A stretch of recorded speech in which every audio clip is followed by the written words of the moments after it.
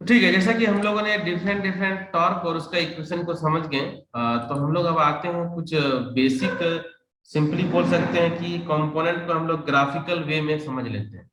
Component को graphical वे में उसका वेरिएशन जो अभी हम लोग पढ़े हैं उसी को हम लोग थोड़ा सा समझ लेते हैं कि एक्चुअल में जो टॉर्क और स्पीड के बीच में जो हम लोग कॉन्सेप्ट को समझे थे उसको हम लोग समझ लेते हैं। बहुत बेसिक है।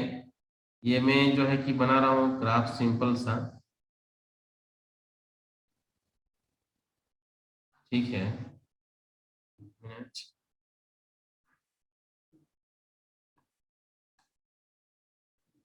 हम्म। तो ये जो है टॉर्क है,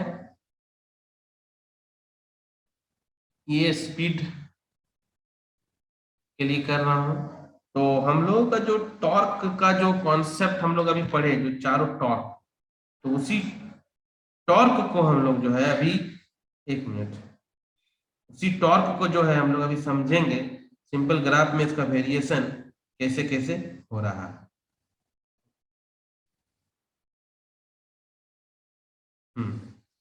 जस्ट वेट। हाँ,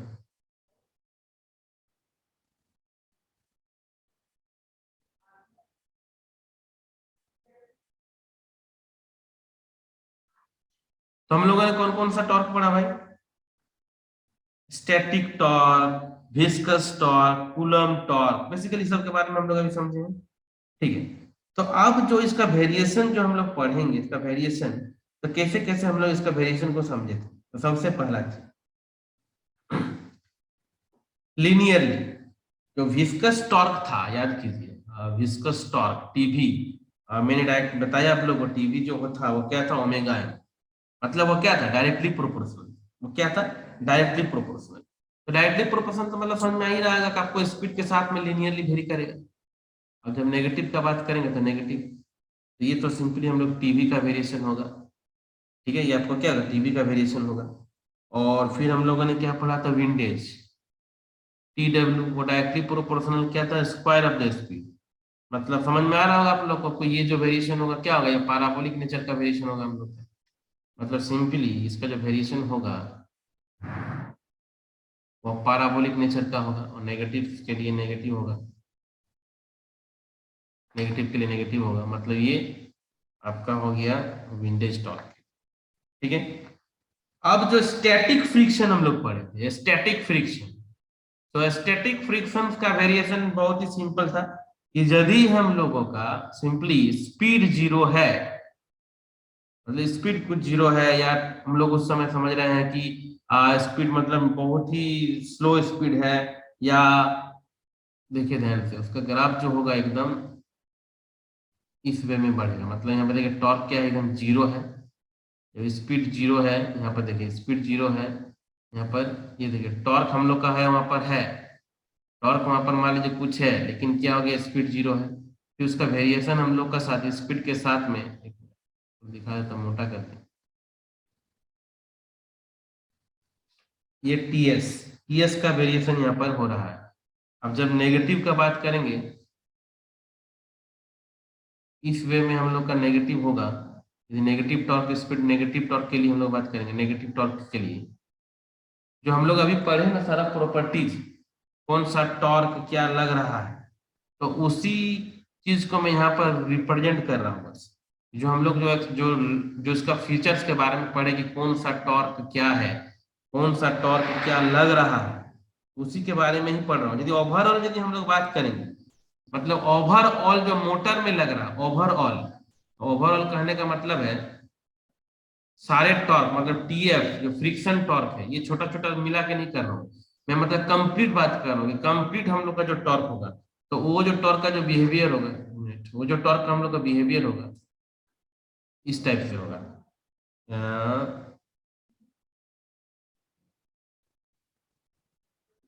मतलब ये जो सबको मिलाने के बाद हम लोग का मोटर रनिंग कंडीशन में है और सारा टॉर्क एक ही बार में लग रहा है।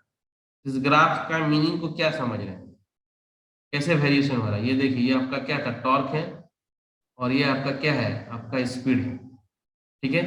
तो देखिए ये क्या हो रहा है, टॉर्क जो है यहाँ पर देख रहे हैं, ये क्या है, टॉर्क का वैल्यू।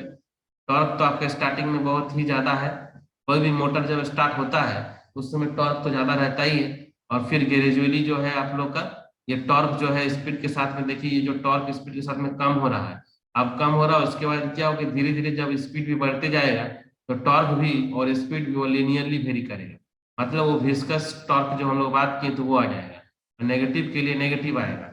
मतलब बात को समझिए, मैंने ये जो बताया तोड़ तोड़ के बताया, मैंने जो ये बताया, जो टीएफ टोटल जो टीएफ था वो सारा का अलग अलग रिस्पॉन्स कर्व है।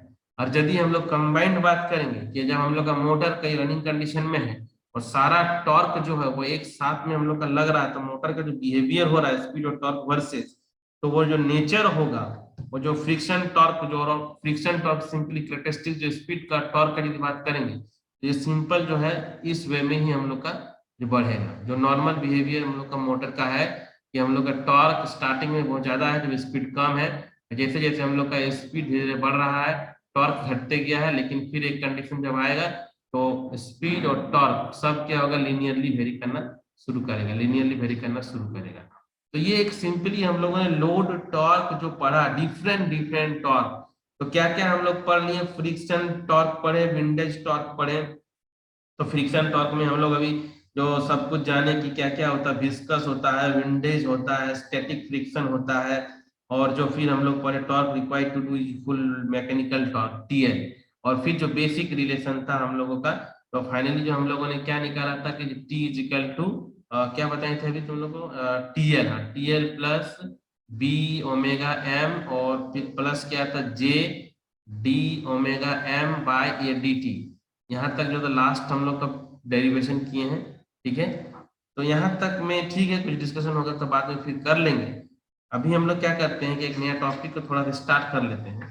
ठीक है, तो ये जो है कि सारा लोड टॉर्क का सारा अच्छा से दिखने के बाद सब ग्राफ को बना लोगे, ये एग्जाम में आएगा तो कम से कम 10 नंबर का आएगा। Discuss the component, various components of load torque and there characteristics, speed torque characteristics, तो ये क्वेश्चन फिक्स है 10 नंबर का। तो ठीक है, हम लोग नेक्स्ट बढ़ते हैं, अभी जो नेक्स्ट टॉपिक पे हम लोग बढ़ते हैं। स्क्रीनशॉट ले सकते हो तो ले लो। ठीक है, ठीक।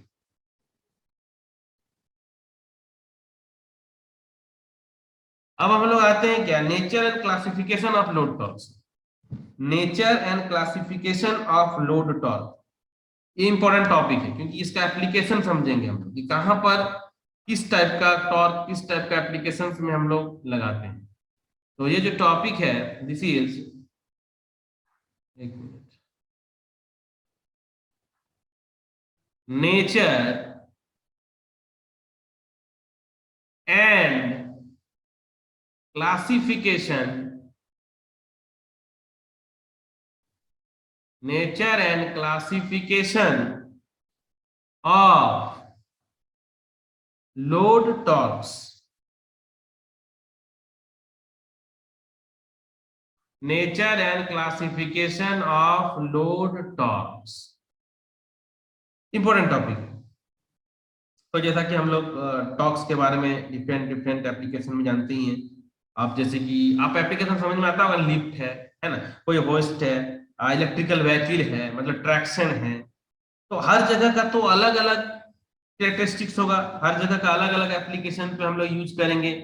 कहाँ पर क्या लीनियरली वेरी कर सकता है, कहाँ पर कांस्टेंट वेरी कर सकता है, तो इस तरह से हम लोग समझ सकते हैं अच्छे से। हाँ अच्छा, उसमें एक कैरेक्टरिस्टिक्स में हम लोग भूल गए थे, टॉर्क, कूलम टॉर्क ना, कूलम फ्रिक्शन वाला। तो coulomb friction independent of speed था। अच्छा वो वाला थोड़ा सा देखना, मैं वहां पर एक कैरेक्टरिस्टिक में भूल गया लिखने के लिए। वहां पर सारा टॉर्क्स तो मैंने बता दिया ना, लेकिन एक कूलम वाला भूलना छोड़ गया था देखना। तो कूलम टॉर्क जो होता है ना, वो देखो ऐसे होता है, मतलब वो इंडिपेंडेंट ऑफ स्पीड है। वो क्या है, मैंने बताया था ना, कूलम जो फ्री था वो क्या था, इंडिपेंडेंट ऑफ स्पीड था। वो जो मैं लास्ट वाला बता रहा हूँ, मैंने वहां पर छूट गया, अभी याद आया। इंडिपेंडेंट ऑफ स्पीड है, इसीलिए उसका जो ग्राफ होगा इस टाइप से ऐड कर लेना होगा। वो नॉर्मली जो होगा कि इंडिपेंडेंट ऑफ स्पीड होगा, नेगेटिव्स के लिए नेगेटिव होगा। इस चीज को ऐड कर लेना तुम लोग ग्राफ में थोड़ा सा। ठीक है, तो अभी याद है कि और एक फ्रिक्शन जो है टॉप था, तो ये चीज था इंडिपेंडेंट ऑफ स्पीड। तो पिछले वाला में तुम लोग इसको ऐड कर लो, पिछले वाला में। ठीक है, सारा तो बता दिए थे ना, सारा बता दिए थे, ये था, ये था, ये बता दिए थे, ये बता दिए, ये बता दिए, पैराबोलिक बता दिए, खाली यही वाला बच गया था टीसी। इसको भी तुम लोग इसको नोट कर लो। ठीक है, तो हम लोग क्या कर रहे हैं, nature and classification of load torques में हम लोग का नेचर ऑफ जो होगा load torque depends on the particular application. Simply हम लोग एप्लीकेशन पे डिपेंड करेगा। सिंपली क्या बोल सकते हैं कि the nature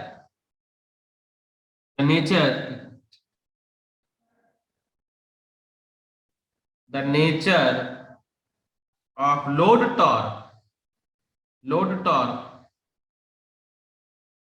depends on particular applications।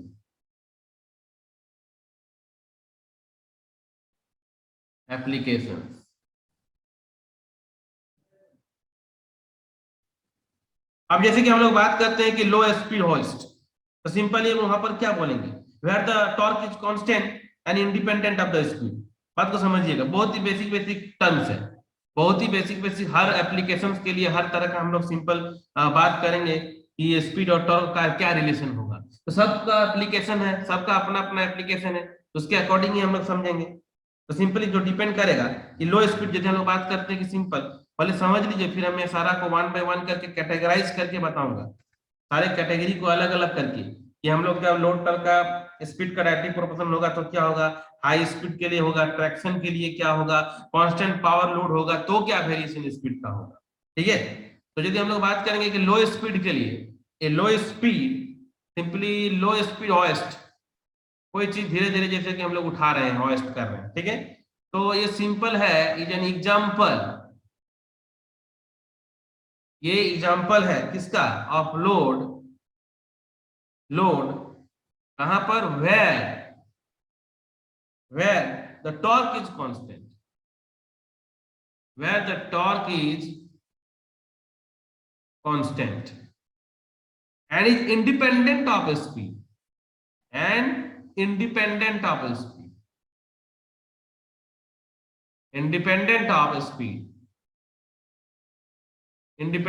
speed, normal simple, independent of speed, ठीक है, इंडिपेंडेंट ऑफ स्पीड।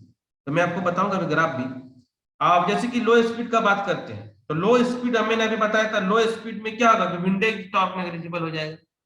यदि हम लोग कोई लो स्पीड एप्लीकेशंस का बात करेंगे, सिंपल लो स्पीड का, जैसे हम लोग सिंपल लो स्पीड का बात करें तो एकदम लो स्पीड, एट लो स्पीड, तो लो स्पीड के समय में हम लोग विंड का कोई भी वहां पर जो होगा कि एडवांटेज, विंड का कोई एप्लीकेशन नहीं हो पाएगा।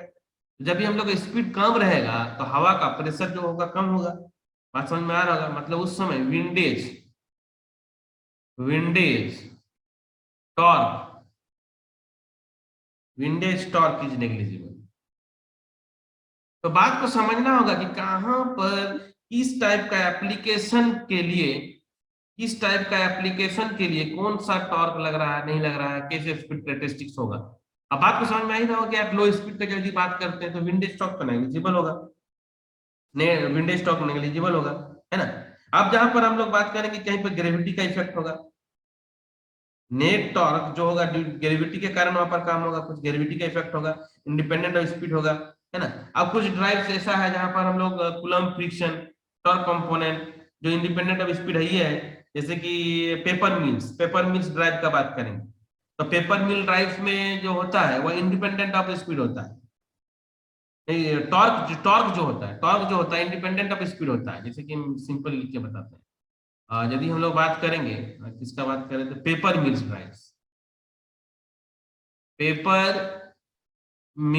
ड्राइव, तो पेपर मिल ड्राइव में हम लोग सिंपली बोल सकते हैं कि टॉर्क जो होता है, torque is independent of speed,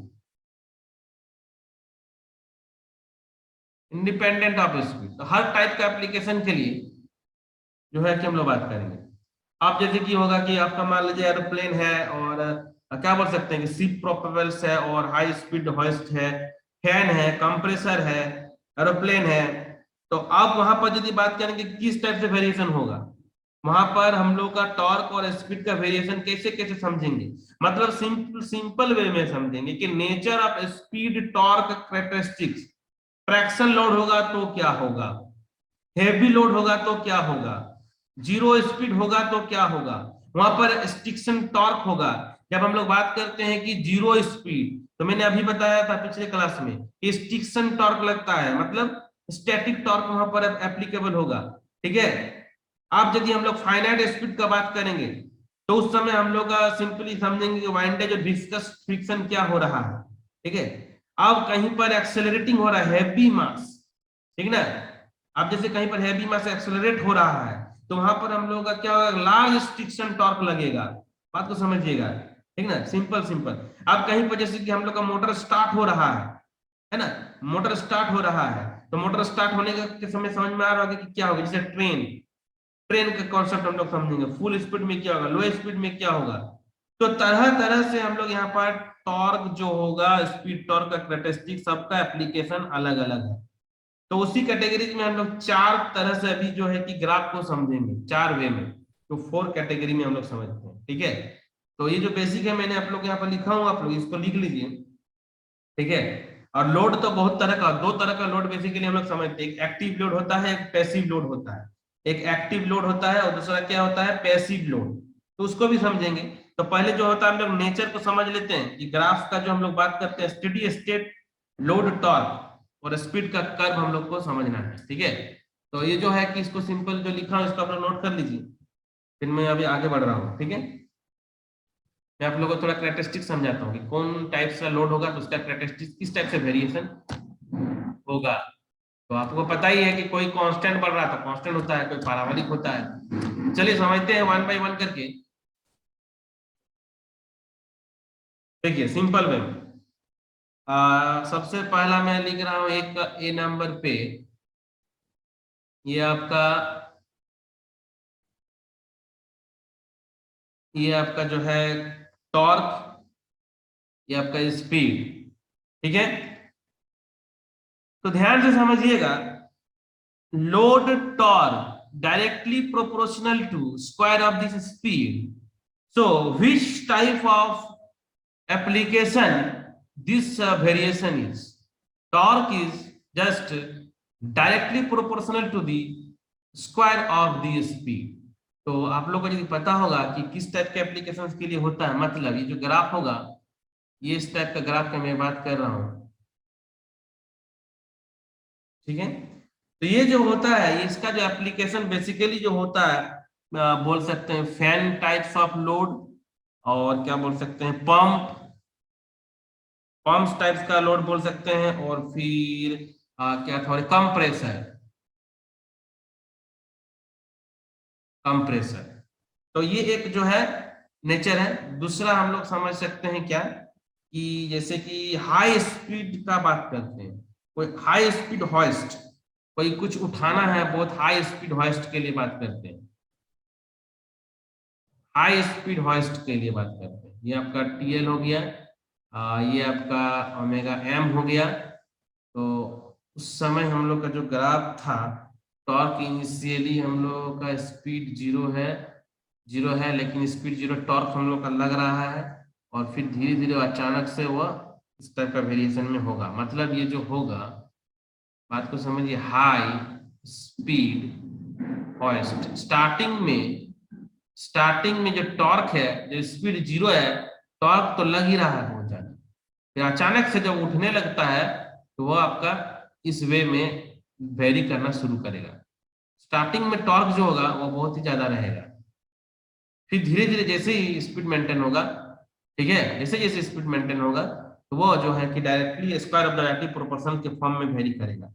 ठीक है, लेकिन लेकिन यदि हम लोगों का क्या बोल सकते हैं कि ये हाई स्पीड होस्ट है ना, यदि ये लो स्पीड रहे, बात को समझिएगा, ये हाई स्पीड मतलब समझ रहे ना कि एकदम अचानक से स्पीड बढ़ा, तो उसमें तो टॉर्क स्टार्टिंग में बहुत ज्यादा रहेगा। लेकिन ये लो स्पीड हॉइस्ट रहे, लो स्पीड, जब हम लोग का लो स्पीड हॉइस्ट रहे तो क्या होगा, हाई स्पीड के लिए यदि हम लोग का लो स्पीड हॉइस्ट रहेगा तो क्या होगा, लो स्पीड हॉइस्ट, लो स्पीड हॉइस्ट रहेगा ना, तो उस समय जो ग्राफ होगा वो सिंपल इंडिपेंडेंट ऑफ स्पीड हो जाता है। वो इसके लिए लो स्पीड हॉइस्ट के लिए ये आपका टीएल हो गया है, और ये आपका स्पीड हो गया। लो स्पीड हॉइस्ट का बात करेंगे तो ये आपका जो टॉर्क हो जाएगी, समझ सकते हैं इंडिपेंडेंट ऑफ स्पीड हो जाएगा। क्या हो जाएगा वो, इंडिपेंडेंट ऑफ स्पीड। बात को समझिए, इंडिपेंडेंट ऑफ स्पीड। देखिए एक्चुअली हम लोग जो पढ़ रहे हैं इस चीज को समझिए, ऑब्जेक्टिव को समझिए। हम लोग समझ रहे हैं कि डिफरेंट डिफरेंट एप्लीकेशन में स्पीड और टॉर्क कभी भी स्पीड एंड टॉर्क का रिलेशन तो एक जैसा नहीं हो सकता है ना, क्योंकि आपका आपका तो एप्लीकेशन पे डिपेंड करेगा। आप फैन चला रहे हैं, पंप चला रहे हैं, क्या आप इलेक्ट्रिक व्हीकल चला रहे हैं, क्या आप ट्रैक्शन चला रहे हैं, आप ट्रेन चला रहे हैं, आप क्या चला रहे हैं, तो उसके अकॉर्डिंग तो आपका स्पीड और टॉर्क का वेरिएशन होगा ना। कहीं पर हो बेसिकली इसमें हम लोग लोकोमोटिव ट्रेन का बात करते हैं, ट्रैक्शन लोड। तो ट्रैक्शन लोड के लिए हम लोग समझते हैं, नीति कुमारी को ज्वाइन कर लेते हैं। ट्रैक्शन लोड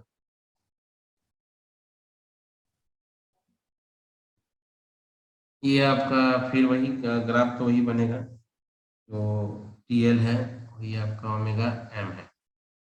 सो ट्रैक्शन लोड में क्या होता है, ट्रैक्शन में क्या होता है उसको हम लोग पहले समझ लेते हैं। जो ट्रैक्शन में बेसिकली हम लोग मूविंग करते हैं, तो जो हेवी मास होता है, तो मास हेवी रहने के कारण स्टैटिक जो बात करें तो फ्रिक्शन रेस्ट्रिक्शन टॉर्क बहुत ज्यादा होगा।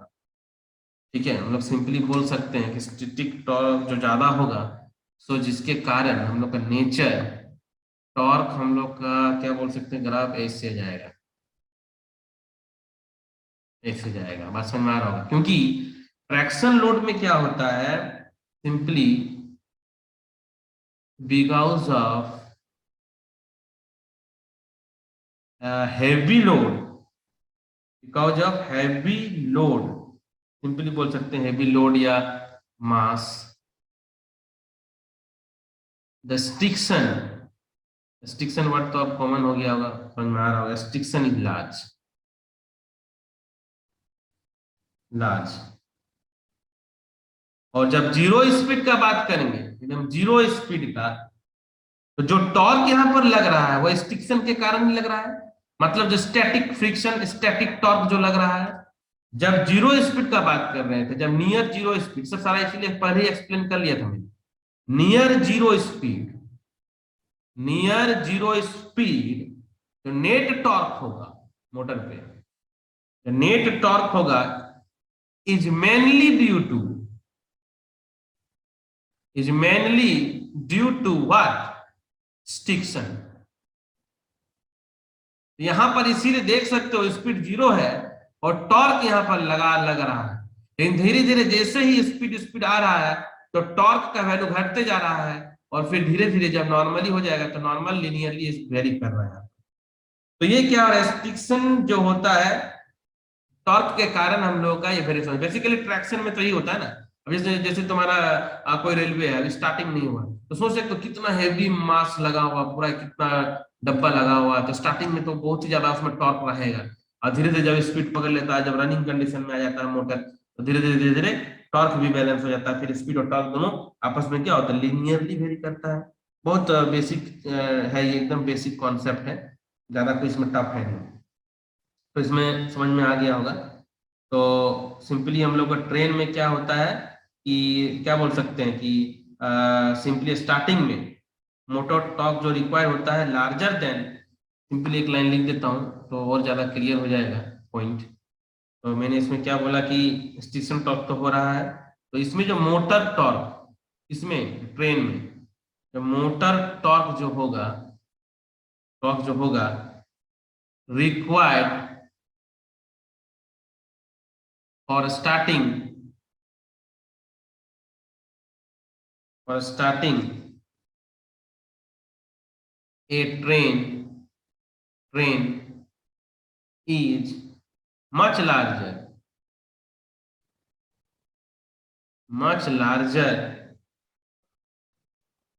than क्या बोल सकते हैं, simply much larger than required to run इस पे इट एट फुल स्पीड पे, फुल स्पीड पे टॉर्क हम लोग का फिर कम हो जाएगा। अब कुछ कुछ तुम लोग को समझ में आना चाहिए धीरे धीरे, क्या हम लोग पढ़ रहे थे, क्या समझ में आ रहा है। सो लास्ट में हम लोग का क्या बच गया था, यदि हम लोग का लोड जो होगा कांस्टेंट लोड का यदि बात करें, यदि हम लोग का लोड कांस्टेंट हो जाए, कांस्टेंट पावर लोड, लोड यदि हम लोग का कांस्टेंट हो जाए तो सीधा कांस्टेंट में तो समझ में आ ही रहा है कि लोड यदि कांस्टेंट रहता है तो वो क्या होता है स्पीड के साथ में, एक मिनट,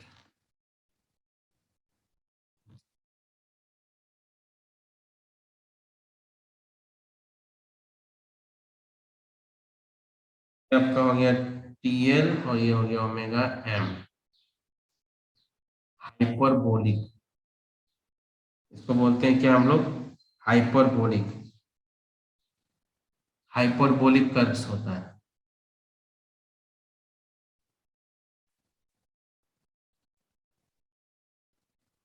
हाइपरबोलिक कर्व्स, ये इसमें क्या होता है, सिंपली बोल सकते हैं कि इसमें जो पावर डेवलप होगा, जो पावर, एक ड्राइव होता है कॉइलर ड्राइव, इसका फोटो तो अभी मैं ही दिखा नहीं पा रहा हूँ, मतलब डिफरेंट डिफरेंट बेल्ट सिस्टम लगा रहता है, इसको कॉइलर ड्राइव कहते हैं, कॉइलर ड्राइव। वो कॉइलर ड्राइव का जो रिस्पॉन्स होता है, कॉइलर, COILER, कॉइलर ड्राइव का रिस्पॉन्स जो होगा वो हाइपरबोलिक नेचर का होता है। तो इसमें क्या होता है, इसमें क्या होता है कि द डेवलप पावर जो होगा is nearly constant at all speed, at all speed, at all speed. तो देखो एक्चुअली क्या है कि हम लोग जो अभी ये नेचर सब पढ़े हैं, ये डिफरेंट डिफरेंट लोड के लिए हम लोग पढ़े हैं कि कैसा लोड रहेगा, तो उसका स्पीड टॉर्क का वेरिएशन जो है कि किस टाइप से होगा और एप्लीकेशन कहाँ कहाँ पर होगा। ठीक है, तो ये तो जो था आज का क्लास में कंपोनेंट ऑफ लोड टॉर्क और नेचर ऑफ जो लोड, सिंपली